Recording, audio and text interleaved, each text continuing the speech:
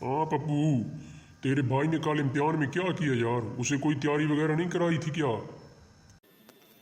क्यों सर जी, क्या हुआ? घर पढ़ता तो रहा था, क्या किया उसने इम्तिहान में? यार कार वो पर्चे पर बैठा था और जो तमाम सवाल थे ना उनका जवाब देना था कि कोई सही है या गलत है। और बहुत ज़्यादा सवाल इसी किस्म के थे। तो वो मैंने जब उसे देखा तो वो जनाब सिक्का उछाल रहा है, बार बार सिक्का उछाल रहा है। मैंने कहा पता नहीं ये पेपर कर रहा है या क्या कर रहा है। मैंने उससे जाके पूछा कि क्या कर रहे हो यार?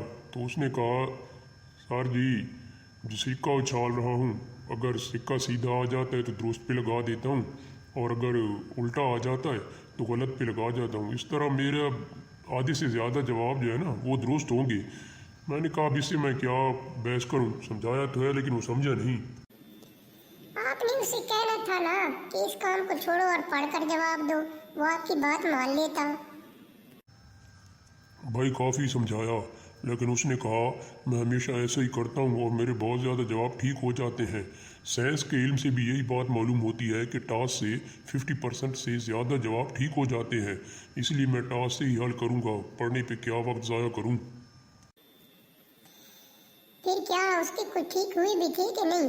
आपने उससे बाद में कुछ पूछा भी था कि नहीं पूछा? भाई ड्यूटी ख़त्म करने के बाद जब मैं काम ख़त्म करके बाहर निकला तो फिर बैठा बाहर वो सिक्का ही उछाल रहा था बार बार और बहुत गालियाँ भी पाक रहा था। मैंने पूछा अब क्या हुआ? उस वक्त मैंने कहा कि पढ़ कर लिखो, तुम कहते हो नहीं टास्क करके करूँगा, टास्क कर करूँगा।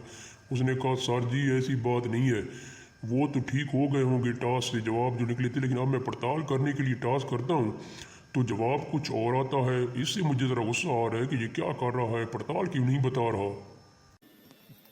ओहो, काफी नालायक है। मैं बता दूंगा अम्मी अब्बू को, पता नहीं क्या करते रहता है ये। चलिए ठीक है, आपका शुक्रिया।